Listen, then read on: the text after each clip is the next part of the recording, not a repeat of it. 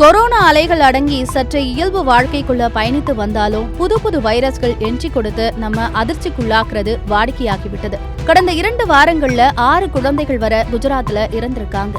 இந்த குழந்தைகள் சண்டிபுரா வைரஸால இறந்திருக்கலாம் என்ற சந்தேகத்துல அவர்களுடைய இரத்த மாதிரிகள் தேசிய வைராலஜி ஆய்வு நிறுவனத்துக்கு அனுப்பப்பட்டுள்ளது.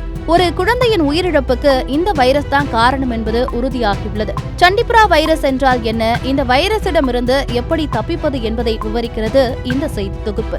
சாண்ட்ஃபிளைஸ் எனப்படும் மணல் ஈக்கள் மற்றும் கொசுக்கள் மூலம் இந்த நோய் தொற்று ஏற்படுகிறது. தொற்று ஏற்பட்டு 24 முதல் 48 மணி நேரத்தில் மரணம் ஏற்படுகிறது.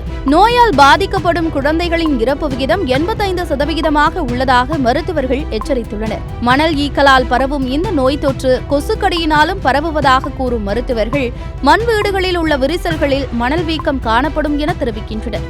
குறைந்த சூரிய வெளிச்சம் கொண்ட இருட்டான பகுதிகளில் இனப்பெருக்கம் செய்யும் மணல் ஈக்கள் சுத்தமில்லாத சிமெண்ட் வீடுகளிலும் பெருகுவதாக கூறப்படுகிறது. 100 குழந்தைகளை நோய் தாக்கினால் அதிகபட்சமாக 15 பேரை மட்டுமே காப்பாற்ற முடியும் என கூறும் மருத்துவர்கள் சுகாதாரமற்ற இடங்களில் வசிக்கும் நோய் எதிர்ப்பு சக்தி குறைந்த குழந்தைகளையே இந்த வைரஸ் எளிதில் தாக்குவதாக கூறுகின்றனர்.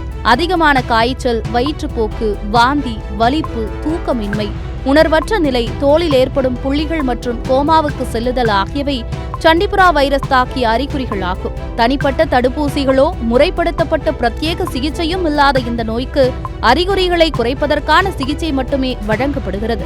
வீட்டையும் சுற்றுப்புறங்களையும் தூய்மையாக வைத்திருப்பது, ஈக்கள் மற்றும் கொசுக்களை கட்டுப்படுத்துவது, வீட்டை சுற்றிலும் தண்ணீர் தேங்காமல் பார்த்துக் கொள்வது மற்றும் குப்பை கிடங்குகளை கிராமங்களுக்கும் ஊர்களுக்கும் வெளியே அமைப்பது ஆகியவை சண்டிபுரா வைரஸ் பரவலை கட்டுப்படுத்த உதவும். சண்டிபுரா வைரஸ் குறித்து பீதியடைய வேண்டாம் என கேட்டுக்கொண்டுள்ள குஜராத் அரசு, ஆனாலும் மக்களை எச்சரிக்கையுடன் இருக்குமாறு கேட்டுக்கொண்டுள்ளது குறிப்பிடத்தக்கது.